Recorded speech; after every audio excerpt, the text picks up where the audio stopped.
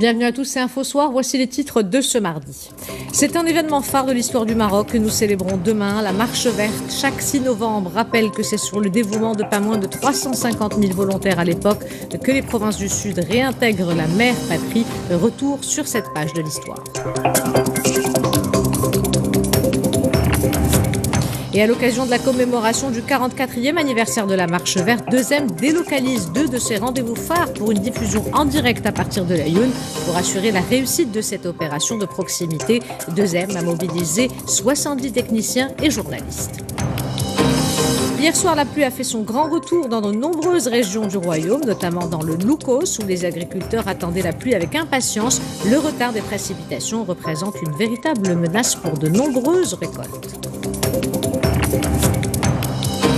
Nous terminerons cette édition avec une comédie qui traite avec légèreté un sujet sérieux, celui de la difficulté pour les couches sociales défavorisées d'accéder au crédit bancaire et à la propriété. Braquage à la marocaine est le premier long métrage du réalisateur Ahmed Tahiri Idrissi. Le film sort demain dans les salles. Madame, Monsieur, bonsoir. Avant de développer ces titres, ce communiqué du ministère de la Maison Royale, du Protocole et de la Chancellerie qui nous annonce que Sa Majesté Mohammed VI prononcera demain, mercredi 6 novembre, à l'occasion du 44e anniversaire de la Marche verte, un discours. L'allocution du souverain sera diffusée sur les ondes de la radio et à la télévision à 21h. Et c'est un événement phare de l'histoire du Maroc que nous célébrons demain. Chaque 6 novembre rappelle à tous et notamment aux jeunes générations que c'est sur le dévouement de pas moins de 350 000 citoyens à l'époque que les provinces du Sud réintègrent la mère patrie. 350 000 volontaires, dont 10% de femmes armées du Coran et du drapeau marocain, ont participé à cette formidable marche populaire. Reportage Youssef Mehdi, le récit d'Amina Mkhalq. Ils ont répondu de manière spontanée à l'appel de leur roi. 350 000 bénévoles ont participé à l'un des plus importants épisodes de l'histoire récente du Maroc, munis de Coran et en brandissant fièrement le drapeau national. C'est ainsi que le royaume va récupérer pacifiquement ses provinces du Sud. Cette marche pacifique est survenue dans une période marquée par des guerres d'indépendance. Le Maroc luttait depuis 1956 pour parachever son intégrité territoriale. C'est une question qui était à l'époque érigée en priorité dans tous les discours de feu Sa Majesté le roi Hassan II.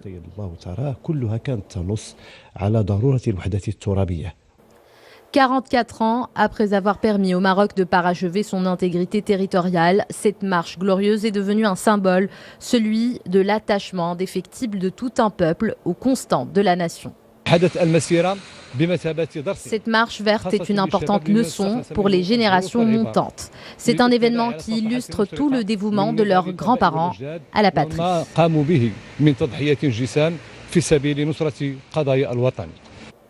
Le 6 novembre 1975 restera donc gravé dans la mémoire collective, une date qui renvoie vers l'unanimité d'une nation autour de ses valeurs sacrées. C'est dans cet esprit que ces Marocains venus de toutes les régions du pays ont marché en toute sérénité vers les provinces du Sud pour les libérer du joug du colonialisme.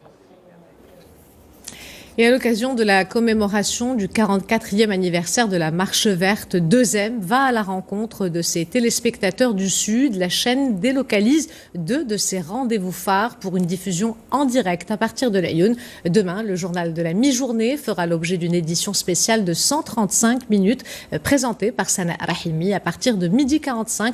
Et pendant ces 2h15, les téléspectateurs de Deuxem pourront découvrir les acteurs du changement partout à travers les régions de Dakhla, Oued Dahab, l'Aïoun Sarkia al-Hamra et Glmim Oued-Noun. Le second rendez-vous d'information qui sera également retransmis depuis l'Aïoun en direct dans la soirée. Le magazine de débat Moubachara Ma'akoum présenté par Jamel Goulhassan. Les dernières répétitions et les coulisses dans ce reportage, le récit est de Oussama Bqali. Dès ce matin à l'Aïoun, les structures sont montées et les derniers préparatifs techniques finalisés. À l'occasion de l'édition spéciale Marche verte de Deuxem, 70 journalistes et techniciens d'information, toutes compétences confondues, ont été mobilisés pour la diffusion de 2 programmes depuis l'Aïoun. L'édition spéciale de demain va être exceptionnelle à plusieurs titres. D'abord, par la symbolique du lieu, on sera en direct de l'Aïoun et en plein air. Deuxièmement, de par l'ampleur de la mobilisation de 2M, des dizaines de journalistes et de techniciens qui travaillent sur cette édition depuis plusieurs jours. Et troisièmement, par le contenu de cette édition spéciale. Nous allons voir qui sont les acteurs du changement, le modèle de développement actuellement qui est en cours. Des villes de l'Aïoun ou Tarfaya, en passant par Boujdour, Goulmim, Smara ou encore Aousserd, 6 équipes de reportage ont sillonné les routes à la rencontre des habitants, femmes et hommes, qui animent la vie de la communauté dans tous les domaines. Qu'ils soient porteurs d'initiatives innovantes ou gardiens de la tradition, jeunes ou faisant partie de la génération des marcheurs de 1975, ils ont tous en commun le souci du développement de leur région et émettent l'espoir que la dynamique dans laquelle ils sont résolument inscrits profite un jour à ceux des Marocains qui ont pour seul paysage des barbelés en territoire algérien. Nous avons l'habitude de tout produire à partir du studio, mais pour une diffusion en plein air, c'est beaucoup plus délicat.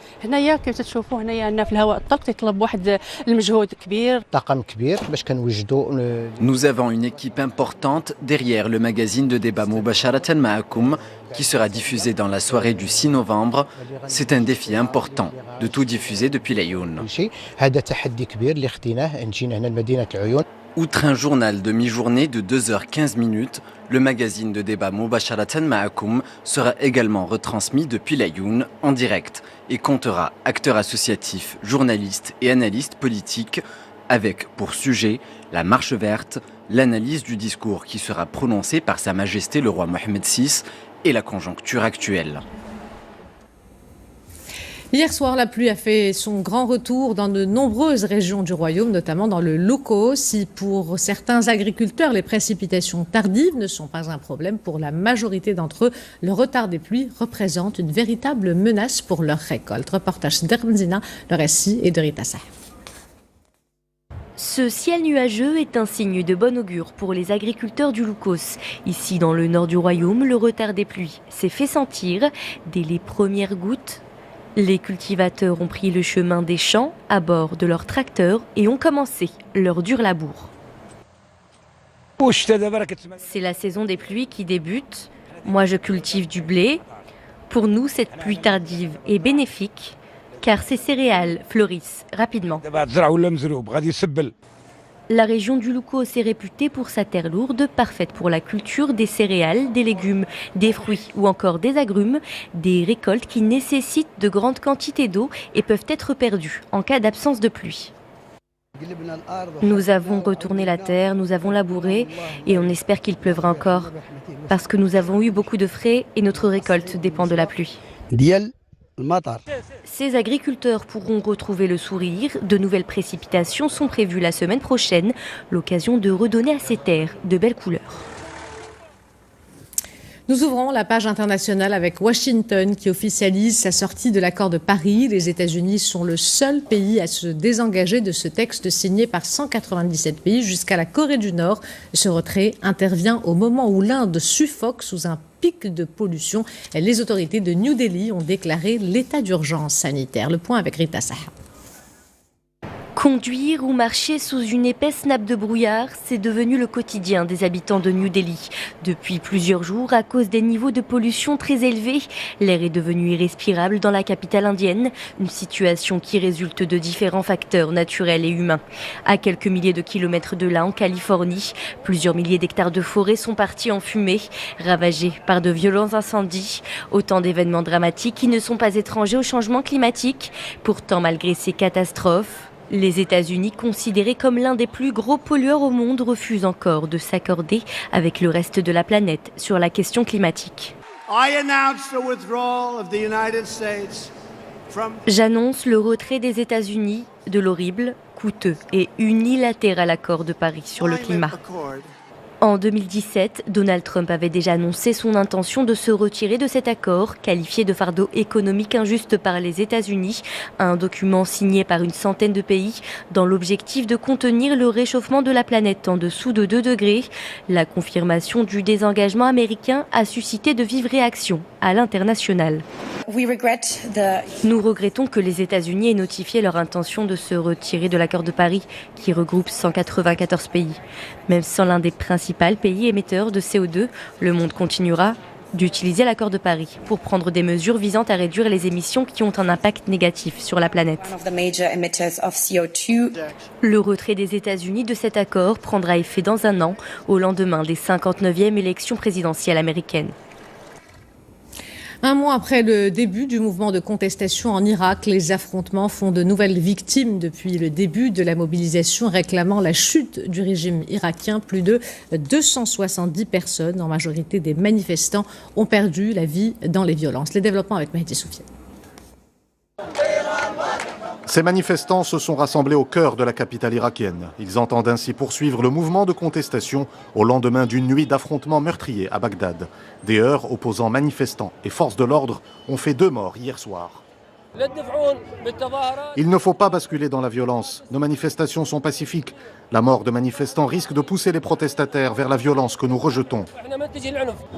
La contestation se poursuit donc alors qu'Internet est une nouvelle fois coupé. Des manifestations ont lieu également dans le sud du pays où les administrations sont fermées en raison d'un mouvement de désobéissance civile. Les protestataires ont également bloqué le port d'Qasr, la principale infrastructure portuaire irakienne située dans la province de Bassora. Depuis le début de la contestation, le 1er octobre dernier, plus de 270 personnes ont été tuées. L'Organisation des Nations Unies condamne des violations des droits humains. Les contestataires réclament le départ de la classe politique et dénoncent également le rôle de l'Iran sur la scène irakienne. Ils manifestent pour la 37e semaine consécutive. Les étudiants algériens se sont une nouvelle fois rassemblés à Alger contre le pouvoir, rejetant la présidentielle prévue le 12 décembre et la loi sur les hydrocarbures dont les députés viennent d'entamer l'examen. Les détails avec Amina Benkhal. Ces images, publiées par les médias algériens, montrent la grande mobilisation des étudiants à travers le pays. Ils étaient des milliers à battre le pavé rien que dans la capitale pour la 37e semaine consécutive de protestation contre le pouvoir. Des jeunes en colère qui ont bravé un imposant dispositif sécuritaire en se donnant rendez-vous devant l'Assemblée populaire nationale pour dénoncer la loi sur les hydrocarbures en cours d'examen. Un texte qui modifie les cadres juridiques et fiscaux qui régissent le secteur pour attirer les investisseurs étrangers. Mais pour ces manifestants, les parlementaires prouvent une nouvelle fois qu'ils ne sont pas en phase avec les attentes des Algériens. Des manifestants déterminés à poursuivre le combat contre les symboles de l'ancien régime. C'est dans ce contexte que ces jeunes ont scandé des slogans virulents pour dénoncer la mainmise du chef d'état-major de l'armée, le général Ahmed Gaïd Salah, sur le pays. C'est également pour cette raison que ces manifestants continuent de rejeter la présidentielle du 12 décembre. Surtout que la liste des candidats validés par l'autorité électorale est jusque-là composée d'anciens premiers ministres, membres de l'exécutif et soutiens de l'ex-président. Retour à l'actualité nationale avec cette saisie de 8000 comprimés d'ecstasy. Selon la Direction générale de la Sûreté nationale, l'opération menée entre Casablanca et Bosnera a permis l'arrestation de 2 individus soupçonnés de trafic de psychotropes. Cette opération s'inscrit dans le cadre des efforts permanents des services sécuritaires pour lutter contre le trafic de drogue et de psychotropes. Liberté individuelle, interruption volontaire de grossesse, liberté de culte, le Conseil national des droits de l'homme plaide pour le changement de certaines dispositions du code pénal marocain. Le mémorandum remis dans ce sens au Parlement a suscité de nombreuses réactions de la classe politique. Si certains partis appuient l'initiative, d'autres s'opposent à certaines propositions. Reportage Abdelhafed Lemnouar et Hicham Souni, le récit est de Mehdi Soufiane. Le mémorandum du Conseil national des droits de l'homme couvre plusieurs aspects du code pénal. Il accorde notamment une part importante aux libertés individuelles et appelle à la protection de la vie privée. Le CNDH recommande ainsi la suppression des articles criminalisant les relations sexuelles entre personnes majeures et consentantes. Le Conseil appelle également à revoir la législation sur l'avortement pour protéger la santé physique, sociale et psychique de la femme. Le mémorandum se base sur 3 principes: la légitimité, la nécessité et la proportionnalité des lois. Le texte s'inspire de références nationales, en premier lieu la Constitution, mais aussi les recommandations de l'instance Équité et Réconciliation, la conférence sur les politiques pénales tenue en 2004 et les recommandations de la haute instance sur la réforme du système judiciaire. Il y a également les conventions internationales ratifiées par le Maroc. La classe politique a réagi au mémorandum. Le Parti de la Justice et du Développement, qui dirige la coalition gouvernementale, rejette le texte du CNDH.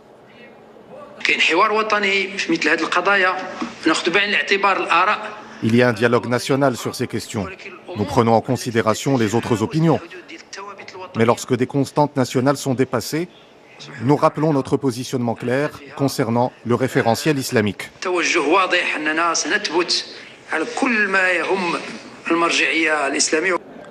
Une position partagée par le Parti de l'Istiqlal. Les constantes religieuses énoncées dans la Constitution doivent être rappelées dans le débat sociétal qui est mené autour de plusieurs questions. Au sein du Parlement, le député Omar Balfraj de la Fédération de la gauche démocratique soutient les recommandations du CNDH. Je salue les efforts menés par le Conseil national des droits de l'homme. J'ai proposé des amendements au code pénal qui vont dans le sens des recommandations. Le débat doit se poursuivre au Parlement, probablement au début du mois de décembre.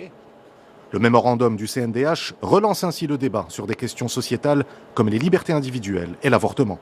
Le mémorandum aborde essentiellement la question des libertés individuelles. Je pense que c'est un texte avant-gardiste.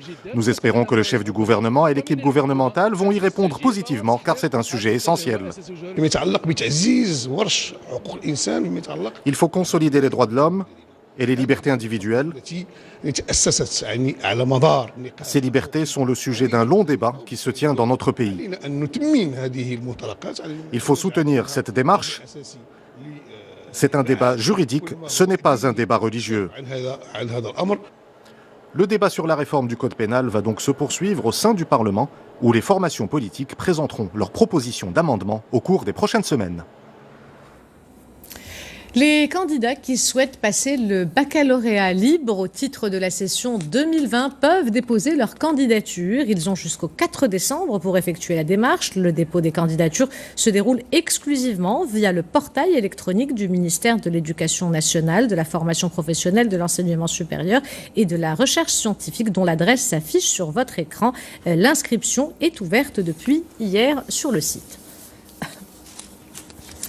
Parlons consommation à présent avec la tendance fait maison, un concept qui plaît et qui prend de l'ampleur pour les consommateurs. C'est presque un gage de qualité, mais c'est surtout une alimentation saine à un prix abordable. Reportage Amina Benhemmo et Hicham Behlaouen de Ressi et de Mehdi Foudi. Des salades et des plats faits maison à des prix accessibles, c'est ce que proposent désormais plusieurs snacks à Casablanca. Une cuisine familiale dans un cadre qui se veut comme à la maison où les clients ont droit à une alimentation saine et moins chère que la restauration rapide. Ceux qui ne peuvent pas rentrer chez eux pendant la pause déjeuner peuvent manger dans ces petits snacks qui proposent une restauration moins chère que celle du fast-food. Je choisis bien mon endroit avant d'aller manger. Je dois m'assurer que les règles d'hygiène en cuisine sont respectées. La question de l'alimentation saine et équilibrée est également d'une grande importance chez les parents soucieux de la santé de leurs enfants, mais elle constitue un véritable défi quand il s'agit d'inculquer les bonnes habitudes nutritionnelles et mettre fin au désordre alimentaire. Et il faut travailler ce goût des enfants. Beaucoup d'enfants vont refuser. Eh bien, c'est un rôle essentiel des parents de faire ce qu'on appelle de l'éducation nutritionnelle. Et même l'école a un rôle important. Vous, les journalistes, vous avez un rôle important pour que nous ayons une éducation nutritionnelle qui soit saine. Pourquoi ? Parce que la construction de notre mode de vie global et alimentaire se fait d'abord à l'enfance. Et on peut manger sainement sans avoir des moyens financiers élevés. Manger déséquilibré nuit à la santé. C'est à cause de mauvaises habitudes nutritionnelles que plus de 20% de la population marocaine est en surpoids ou souffre d'obésité. Place à présent à notre focus sur le programme Dar al-Muqawil, un dispositif de soutien à l'entrepreneuriat. Ces espaces qui sont installés partout au Maroc proposent des formations aux futurs entrepreneurs, notamment en gestion de trésorerie, d'établissement d'un business model ou encore en marketing et en stratégie commerciale. Exemple à Marrakech avec ce reportage de Adil Bouskri, le récit et de Oussama Bkali. Abdelghni, originaire de Marrakech, est entrepreneur. Ayant entendu parler de Dar al-Muqawil, cette initiative portée par une des banques de la place qui ambitionne d'accompagner, de soutenir et de former les entrepreneurs marocains, il s'est présenté aujourd'hui dans ce centre pour profiter des solutions proposées gratuitement. Aujourd'hui, il y a eu une rencontre entre une grande entreprise et plusieurs entrepreneurs. On a pu profiter de l'expérience de celle-ci et trouver des marchés communs. Le networking et le réseautage, créer des rencontres entre les dirigeants des plus grandes entreprises du royaume et les entrepreneurs et porteurs d'idées néophytes, mais également former celles et ceux qui n'en ont jamais eu l'occasion à des techniques entrepreneuriales, telle est la mission de cette initiative. Nous créons des rencontres sectorielles où petites et grandes entreprises peuvent se rencontrer, partager expériences et opportunités et enfin créer de l'emploi. En 3 ans, ce sont 30 000 personnes et 1800 formations qui ont été assurées par Dar al-Muqawil, participant ainsi à l'émergence de l'esprit entrepreneurial chez les Marocains. Nous ouvrons la page culturelle avec le FIFM qui dévoile son jury. 9 membres de 5 continents composent le jury de la 18e édition du Festival international du film de Marrakech, prévu du 29 novembre au 7 décembre. 8 personnalités d'exception et de renommée mondiale représentant différentes expressions cinématographiques entourent la présidente du jury de cette année, l'actrice et productrice écossaise Tilda Swinton. Nous terminons cette édition avec une comédie qui traite avec légèreté un sujet sérieux, celui de la difficulté pour les couches sociales défavorisées d'accéder au crédit bancaire et à la propriété. Braquage à la marocaine est le premier long métrage du réalisateur Ahmed Taheri Idrissi. Le film sort dans les salles demain. Braquage à la marocaine, c'est l'histoire de Nia et sa famille qui rêvent de quitter leur bidonville pour un appartement économique. Reportage Amin Hibdou, le récit de Samia Harissi. Braquage à la marocaine, une comédie au goût plutôt amer. C'est l'histoire d'une famille pauvre qui rêve d'acquérir un appartement et d'obtenir un crédit et qui, sans le vouloir, se retrouve impliquée dans une histoire de braquage. Un sujet très social pour le premier film cinématographique de Ahmed Taheri Idrissi. J'ai pendant très longtemps écrit des scénarios pour le cinéma et la télévision et aujourd'hui j'ai décidé de passer à la réalisation pour mon premier long métrage, Braquage à la marocaine. Et pour incarner cette histoire dramatique traitée avec beaucoup d'humour, le réalisateur a pu compter sur de jeunes et talentueux acteurs.